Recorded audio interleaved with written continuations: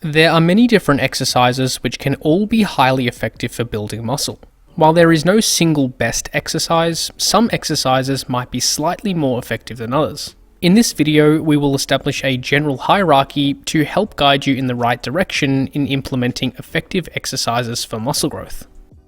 The first and most important consideration regarding exercise selection is what muscle group is the limiter of each set performed.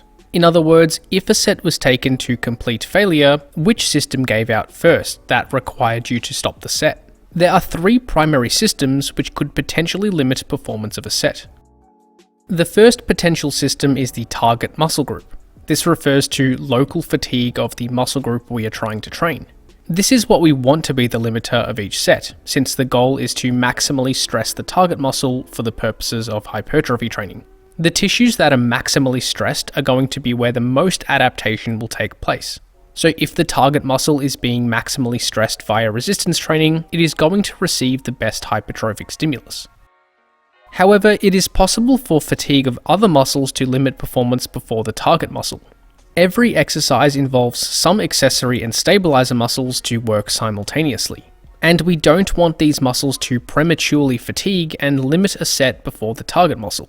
This is also going to be influenced by lifting technique and lifting equipment, but exercise selection plays a role here. Free weight compound lifts will usually involve more accessory and stabilizer muscles, while machine-based isolation lifts generally involve fewer. For example, a set of overhand pull-ups might be limited by your grip before the back muscles. In this case, we might want to use a neutral or underhand variation for a stronger grip, or use lifting straps to ensure your grip isn't a limiter. And the last primary system which can potentially limit performance is the cardiorespiratory system. Training so that the cardiorespiratory system is the limiter is great for endurance training, but for muscle growth it isn't ideal. This is because we would stop the set before the target muscle has reached a point of true failure. Instead, the cardiorespiratory system fatigues and receives the best adaptations, rather than our muscles. For example, performing multiple sets of high-rep squat or deadlift variations with short rest periods might be limited by the cardiorespiratory system before the quads, hamstrings, and glutes are maximally stressed. In this case, we might want to save the high-rep, short-rest training for exercises like leg extensions and leg curls. As we mentioned, we want the exercise to be limited by the target muscle group. If the exercise successfully achieves this, we are going to provide a good hypertrophy stimulus, even if all the other variables we are about to discuss are not implemented very well. However, if this isn't achieved, then we probably aren't going to achieve a great stimulus, regardless of how the other variables are implemented. So, assuming the exercise successfully uses the target muscle as the limiter, the next most important consideration, in my opinion, is fatigue. This isn't actually something that influences muscle growth directly, but it has an important indirect role in exercise selection. This is because high levels of fatigue might limit the volume or intensity we are able to train with, which are probably more important variables for muscle growth than exercise selection. There are two types of fatigue that are relevant for hypertrophy training. The first is joint stress. This refers to local stress of the joints and connective tissue involved in a lift. While some stress is always going to be imposed with any form of exercise, excessive stress can result in pain, irritation, or injury. And eventually, pain and injury will usually require us to reduce the load, volume, or intensity in some capacity. And from a longevity perspective, we probably want to minimize joint stress so that we can continue performing productive training for the rest of our lives. While there are many different variables that can influence the degree of joint stress we experience, exercise selection is one that plays a role. Some exercises simply feel more or less stressful on the joints and connective tissue than others. And from anecdotal experience, the ones which feel more or less comfortable is highly variable from person to person. So the recommendation here is that if multiple exercises all involve the target muscle as the limiter, prioritize the ones which don't produce noticeable joint discomfort and avoid the ones which cause joint irritation. And the other form of fatigue that is relevant is systemic fatigue. While systemic fatigue is unavoidable to some extent, excessive systemic fatigue can sort of be thought of as a mild form of overtraining. This seems to be caused by a combination of psychological, emotional, and physiological stress. As far as I am aware, there is no evidence showing that systemic fatigue can inhibit muscle growth as a result of training with too much volume or intensity. However, many lifters report similar symptoms to that of overtraining when systemic fatigue is excessive. Some of these symptoms include sleep disruptions, increased fatigue and tiredness throughout the day, impaired cognitive function, a decreased motivation to train, and is often accompanied by joint aches and pains. Systemic fatigue is generally exacerbated via training in the following ways: high volumes, frequent training to failure, lifting heavy loads, a rapid progression in load or reps, performing exercises with high coordination and stability demands, and training with a high psychological arousal. So relating back to exercise selection, some exercises are going to induce greater systemic fatigue than others. In general, heavy compound free weight lifts are going to be more systemically fatiguing than lighter machine-based isolation lifts. This is because they involve lifting heavier absolute loads, involve more muscles and joints, have higher coordination and stability demands, and require greater concentration and psychological arousal. So while we don't have to completely avoid exercises with a high systemic fatigue cost, we might want to limit the number of high fatigue exercises we perform at any one time in a training program.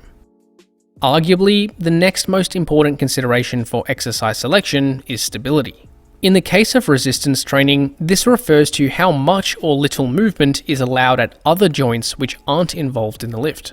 In general, greater stability at non-relevant joints is usually beneficial for muscle growth. There are a few potential reasons for this.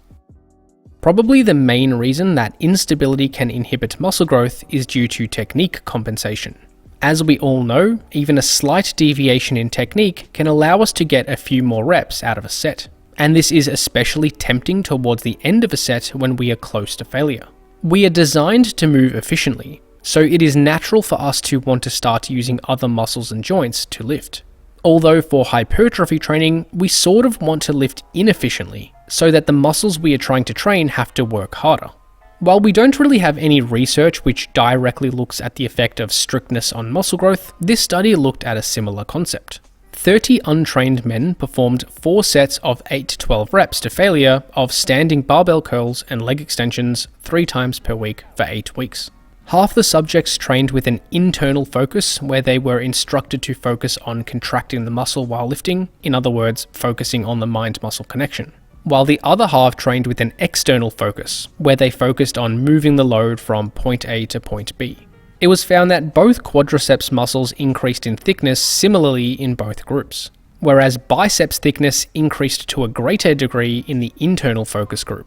While it isn't entirely clear why, I would hypothesize that it could have been a result of the internal focus group training with stricter technique with the curls, while the external focus group might have involved more technique compensation.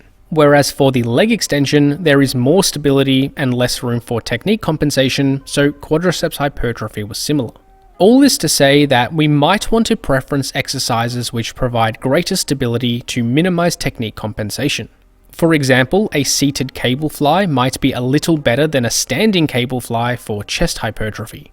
This is because the standing variation allows extra movement to occur at the ankles, knees, hips, and spine, while the seated variation eliminates movement at these joints. And the other reason is because instability tends to limit our overall force output. This was seen in this study, which compared the ability to produce force under conditions of different stability. 15 men with an average of 4.5 years of lifting experience performed maximal isometric squats while standing on 4 different surfaces: on the floor, on a power board, a Bosu ball, and a balance cone. It was found that lifting on the stable floor allowed the highest force production, and force output diminished with less stable surfaces. While this particular application isn't all that practically relevant, it demonstrates that we aren't able to produce as much force when stability is compromised. And in terms of muscle growth, this might mean we aren't able to train the target muscle group as close to true muscular failure as we would otherwise be able to with more stability. A more relevant example of this might be something like a free weight split squat variation. In some cases, balance can be a little bit of an issue, and this will likely limit our force output. Instead, a better option might be to perform split squats on a Smith machine for the extra stability. This can allow us to train our muscle to true muscular failure without any inhibition from a lack of stability or balance. Now getting into the more nuanced details regarding exercise selection, the next consideration is muscle range of motion and length. There are two slightly different yet interrelated considerations to discuss here: range of motion and muscle length. First, let's look at muscle range of motion. This refers to how much total stretch and contraction a muscle is put through under resistance during an exercise. In general, training a muscle through a larger range of motion is generally going to be superior for muscle growth. This was seen in this study, which compared the effects of squat depth on muscle growth. 17 untrained males performed either full depth or partial range squat training. The full depth group squatted to approximately 140 degrees knee flexion, while the partial group trained to around 90 degrees. Both groups performed 3 sets of 8 reps, 2 times per week for 10 weeks, with load adjusted each session based on each individual's lifting performance. It was found that the quadriceps, glute max, and adductors saw superior increases in muscle volume in the group performing deep squats compared with the partial squats, while the hamstrings experienced minimal growth in both groups. So in most cases, taking the muscle through a larger range of motion tends to result in superior growth compared with a partial range of motion. In particular, it seems that this might be beneficial via its ability to train a muscle at longer lengths. So in general, we probably want to prioritize exercises which take the target muscle through a larger range of motion, with emphasis on achieving a large stretch under load. For example, a stiff leg deadlift is going to train the hamstrings through a larger range of motion compared with a conventional deadlift by stretching the hamstrings to a greater degree. So if the goal is to train the hamstrings, we might want to prioritize the stiff leg variation over the conventional. As we mentioned, training a muscle through a larger range of motion tends to result in superior growth, probably as a result of training a muscle at longer lengths. And training at longer muscle lengths also seems to result in superior growth even if range of motion is the same. So exercises which train the target muscle in a more stretched position will often result in superior muscle growth if all other factors are similar.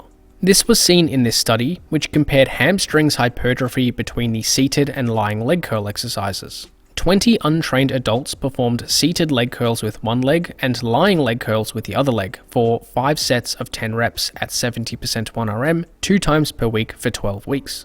It was found that all hamstrings muscles grew significantly in both legs, although there were slightly superior increases in hamstrings muscle volume in the leg performing seated leg curls, shown in the blue, compared with the lying leg curls, shown in the orange. The only exception was the biceps femoris short head, which saw similar growth in both groups, likely because its length isn't influenced by the seated or lying positions.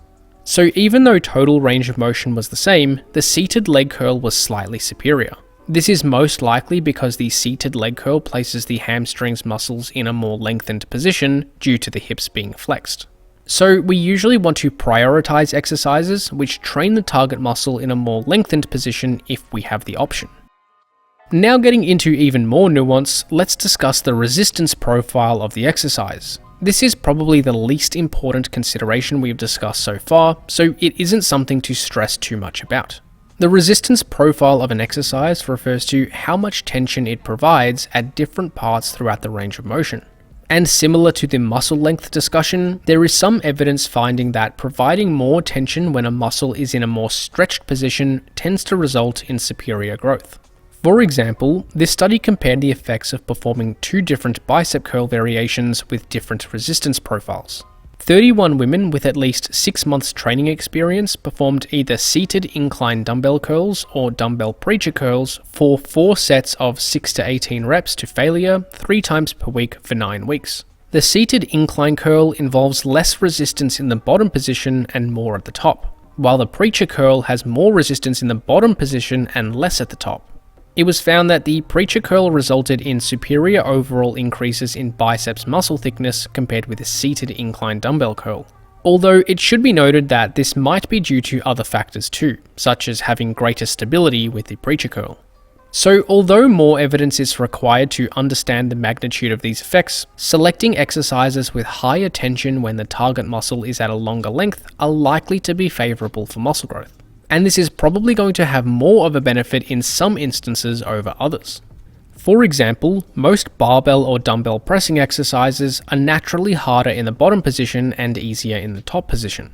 And this is a good thing for our pressing muscles, which are going to be most lengthened in the bottom position when the exercise is most challenging. However, the opposite is true for most back exercises. A barbell row, for example, is easiest in the bottom position and hardest in the top position as we touch our body. This probably isn't ideal, since it is hardest when the back muscles are shortened and easiest when they are lengthened. So it would likely be beneficial to implement exercises with a resistance profile which is heavier in the lengthened position and easier in the shortened position, such as a landmine row. So far we have discussed the factors which directly impact muscle growth via exercise selection.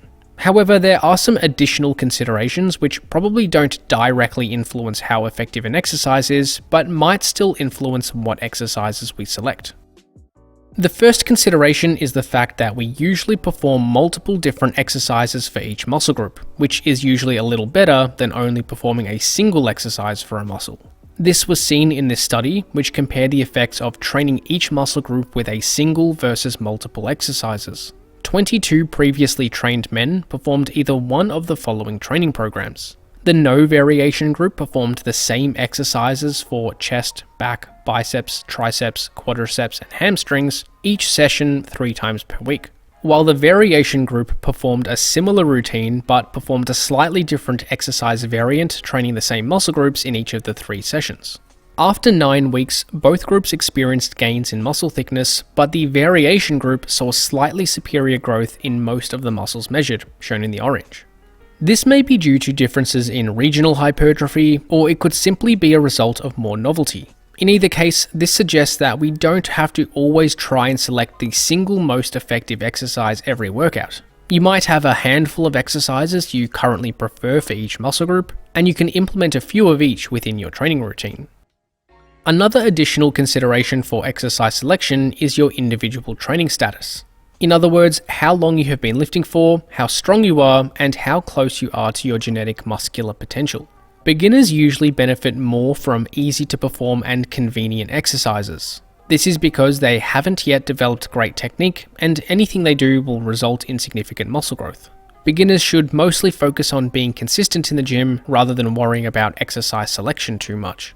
For intermediate lifters, more compound exercises with full range of motion are often a good idea.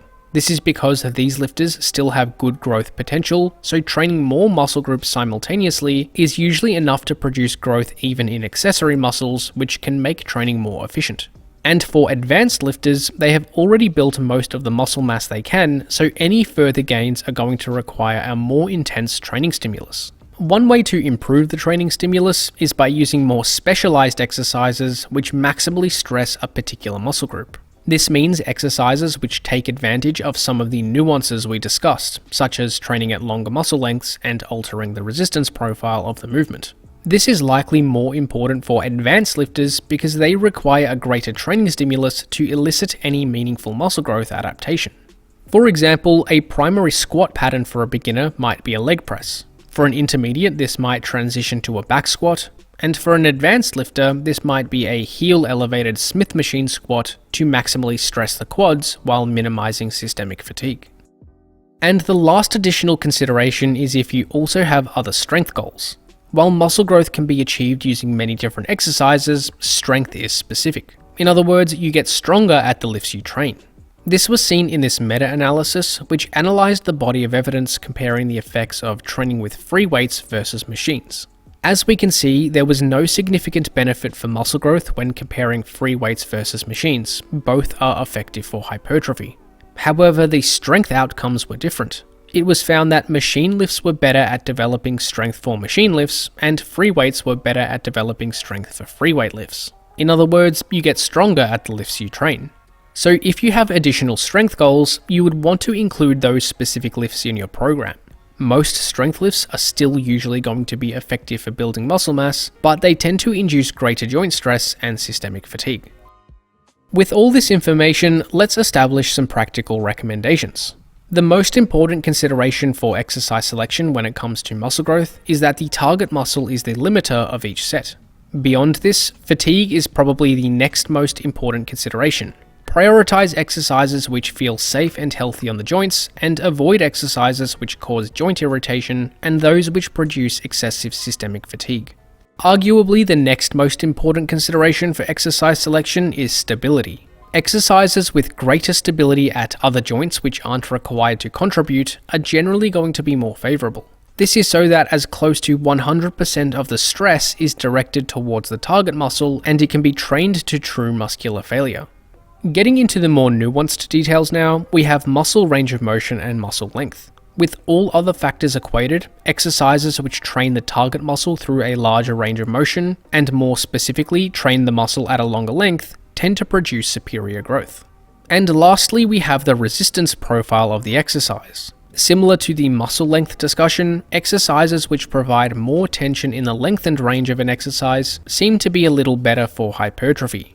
There are also some additional considerations which don't directly influence the hypertrophy stimulus, but are still important to consider.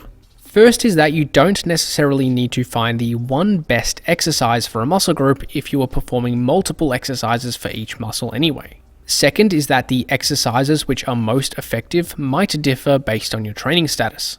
And third is that if you have strength goals, you would want to include the lifts that you want to get stronger at, even if they aren't the best options for muscle growth. Thanks for watching, and hopefully you got something out of this video. Check out flowhighperformance.com for online coaching, training templates, ebooks, and more.